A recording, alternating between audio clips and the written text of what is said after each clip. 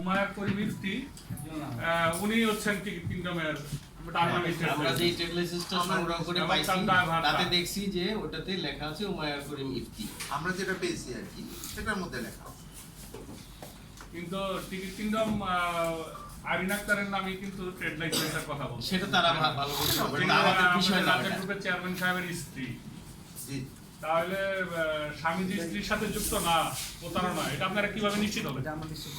এটা তো নিশ্চিত এটা করার নিশ্চিত জন্য করার আমরা জন্যই তো আমরা বললাম বলছি। যে যদি ওনাকে জড়ানো হয়েছে যেহেতু সেটা সম্পূর্ণ লেখা।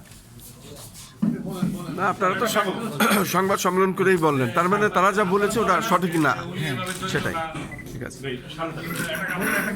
বলেন পরিষ্কার করে বলেন যে কিভাবে আপনারা বুঝলেন যে আমরা হাবিবুল ইসলাম সাহেব এবং রাজ্জাক গ্রুপকে এই যে সামনে তাকায় বলেন। পরিষ্কার করার জন্যই কিন্তু আমরা সামনে তাকায় বলেন। আমাদের এই আমরা গ্রুপ লিখবো, আপনাদের কথাটাই লিখবো, সামনে তাকায় বলেন। ব্যাখ্যা থাকতে হবে যে এই কারণে উনি জড়িত না।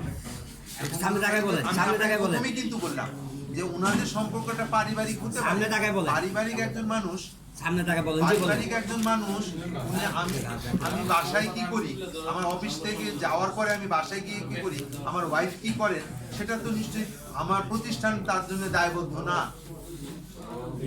এনে আমি ব্যক্তি হিসাবে দায়বদ্ধ হতে পারি, ওনার ব্যবসা প্রতিষ্ঠান বা উনি তো ব্যবসা প্রতিষ্ঠানের চেয়ারম্যান হিসাবে দায়বদ্ধ না। ব্যক্তি হাবিবুল ইসলাম করতে পারে। আমার কথাটা কি পরিষ্কার? পরিষ্কার। ভাই, আমরা ওটাই জানতে চাচ্ছিলাম, ওনারা সরাসরি আপনাদের দোষারোপ করেছে। বলেন।